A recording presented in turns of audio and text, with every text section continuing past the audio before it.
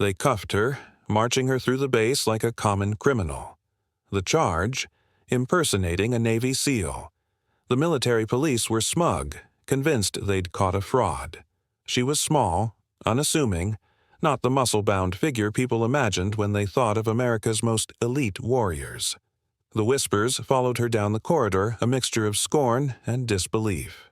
"Look at her," one officer sneered to another. "Thinks she can just wear the uniform and be one of them." She remained silent, her expression unreadable, her jaw set. She knew the truth, and soon so would they. As they pushed her into the interrogation room, she scanned the faces of her accusers, young, arrogant, and utterly clueless. They saw a woman playing dress-up, not a decorated operator who had been through hell and back.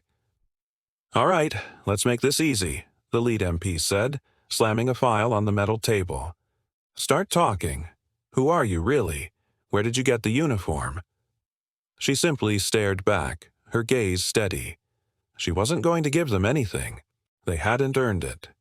The silence stretched, thick with tension. Her calm demeanor only seemed to infuriate them more. They saw defiance where there was only discipline. The door swung open, and a hush fell over the room. A two-star general entered, his presence commanding immediate respect. He was on a base inspection and had heard the commotion about a captured impersonator. The MPs snapped to attention. "At ease," the general said, his eyes, sharp and experienced, immediately locking onto the woman in handcuffs. He walked slowly around the table, his gaze analytical, taking in every detail of her uniform, her posture, her gear. The MPs puffed out their chests, expecting a commendation for their sharp work. The general, however, wasn't looking at them. He was focused entirely on her. He circled her once, then twice. The MPs exchanged confused glances. What was he looking for? The general stopped directly in front of her, his eyes narrowed. He wasn't looking at her face or the trident pin they assumed was fake.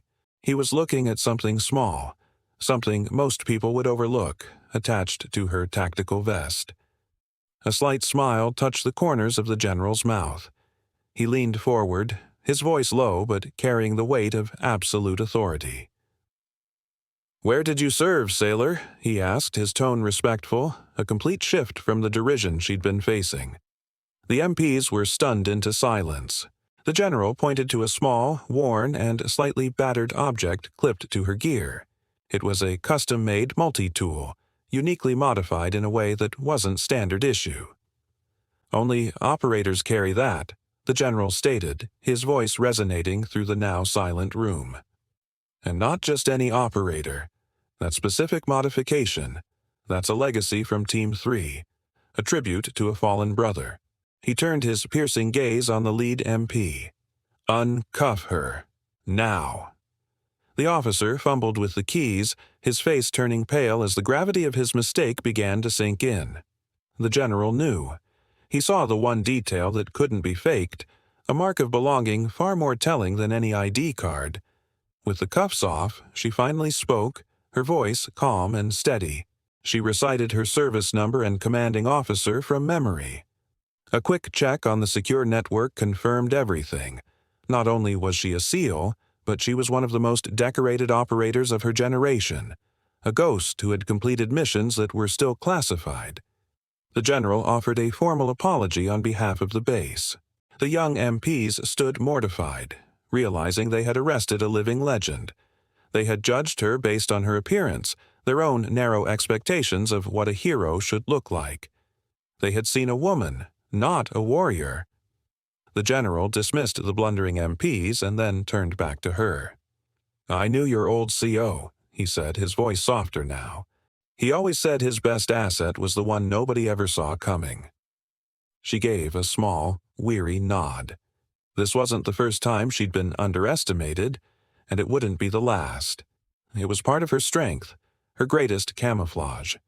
She was a ghost, a shadow in the night, a silent professional who got the job done without any need for recognition.